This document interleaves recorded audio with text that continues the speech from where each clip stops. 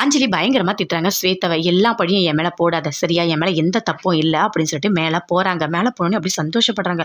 அப்பாடா தப்பிச்சோம், நல்ல வேளை அந்த ஆள் வந்து உண்மையை சொன்னா, இல்லைன்னா என்ன ஆயிருக்கும் நம்ம நிலைமை அப்படின்னு சொல்லிட்டு பயங்கரமா ஃபீல் பண்ணிட்டு உள்ள போறாங்க. போயிட்டு அவங்க அம்மாவுக்கு ஃபோன் பண்றாங்க. அவங்க அம்மா அட்டன் பண்ணி பேசுறாங்க. அம்மா இங்க என்ன நடந்தது தெரியுமா, எல்லாமே எனக்கு தெரியும், அந்த ஆளை அனுப்புனதே நான் தான் அப்படின்னு சொல்றாங்க. நீ டேப்லெட் இன்னும் வரலன்னு போது எனக்கு ஒரு சந்தேகமா இருந்தது, அதனால அந்த மெடிக்கலுக்கு நான் ஃபோன் பண்ணேன், அவங்க கிட்ட கொஞ்சம் பணத்தை கொடுத்து அதுக்கப்புறம் ஆளை அனுப்பினேன் அப்படின்னு சொல்றாங்க. மா சூப்பர்மா சூப்பர், நல்ல வேலை பண்ணமா, இல்லைன்னா இந்நேரம் என் வாழ்க்கையே போயிருக்கும், பூமி இந்நேரம் என்னை வீட்டை விட்டு வெளியே அனுப்பியிருப்பாமா அப்படின்னு சொல்லிட்டு அஞ்சலி சொல்றாங்க. எல்லாமே பரவாயில்ல வீடு நல்லதா நடந்ததா அப்படின்னு சொல்லிட்டு கேட்குறாங்க. அம்மா நீ பெரிய தெய்வமா, எனக்கு நீதாம்மா காடே அப்படின்னு சொல்லிட்டு அஞ்சலி சொல்றாங்க. சரி சரி பார்த்துக்கோ அம்மா, ஆனால் பெயின் இருக்குமா வலி இருக்குமா அப்படின்னு சொல்லிட்டாங்க அஞ்சலி.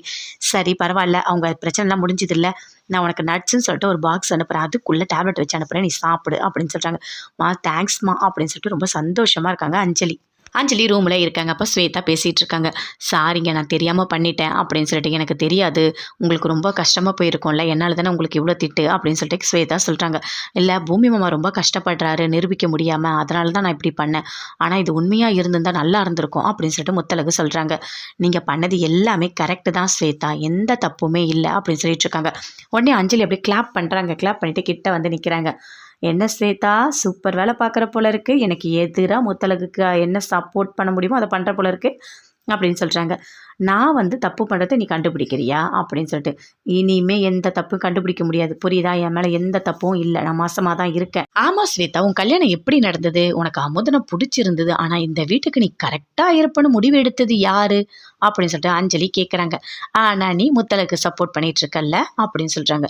அதை கேட்டோடனே அப்படியே ஸ்வேதா எதுவுமே பேசல, அமைதியாக இருக்காங்க. அங்கேருந்து அஞ்சலி போயிட்டாங்க. பூமி முத்தழகு 2 பேருமே இருக்காங்க. அப்போ ஸ்வேதா சொல்கிறாங்க, நான் பண்ணது எல்லாமே தப்பு தான், நான் தப்பாக புரிஞ்சுக்கிட்டேன் அப்படின்னு. பரவாயில்ல விடு ஸ்வேதா, அதையே எத்தனை வாட்டி சொல்லுவேன், விடு பரவாயில்ல, நீ எல்லாமே எங்களுக்கு நல்லது தான் நினைப்பேன் அப்படின்னு சொல்கிறாங்க முத்தழகு. அதை கேட்டோன்னே அப்படியே ஸ்வேதா பார்க்குறாங்க. பூமியும் சொல்கிறாரு சரி பரவாயில்ல விடு அப்படின்னு சொல்லிட்டு. ஆனாலும் ஸ்வேதா பயங்கரமாக ஃபீல் பண்ணிகிட்டே இருக்காங்க, என்ன இப்படி ஆயிடுச்சு அப்படின்னு சொல்லிட்டு ஃபீல் பண்ணிகிட்டே இருக்காங்க.